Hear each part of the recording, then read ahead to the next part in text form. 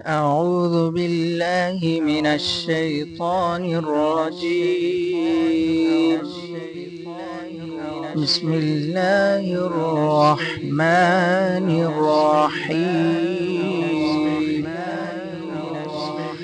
وإذ قال ربك للملائكة إني جاعل في الأرض خليفة قالوا وتجعل فيها من يفسد فيها ويسفك الدماء ونحن نسبح بحمدك ونقدس لك قال إني أعلم ما لا تعلمون وعلم آدم الأسماء كلها ثم عرضهم على الملائكة فقال أنبئوني بأسماء هؤلاء إن كنتم صادقين قالوا سبحانك لا علم لنا إلا ما علمتنا إنك أنت العليم الحكيم قال يا آدم أنبئهم بأسمائهم فلما أنبأهم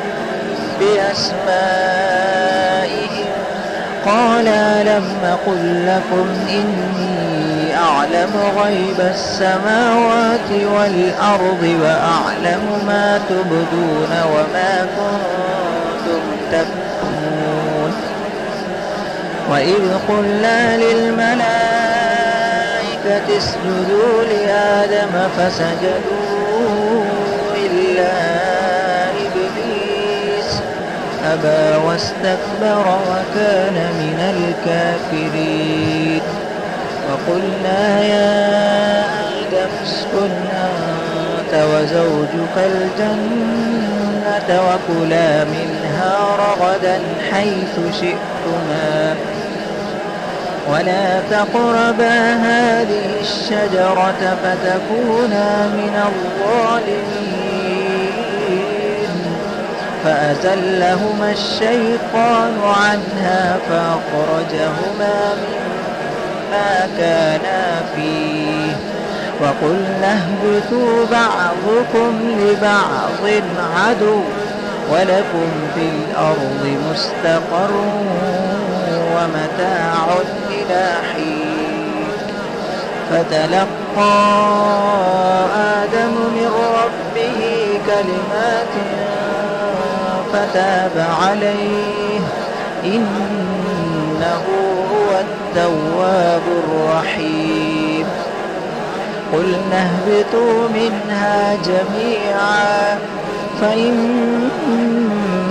يأتينكم مني هدى فمن تبع هداي فلا خوف عليهم ولا هم يحزنون والذين كفروا وكذبوا بآياتنا أولئك أصحاب النار هم فيها خالدون صدق الله العظيم.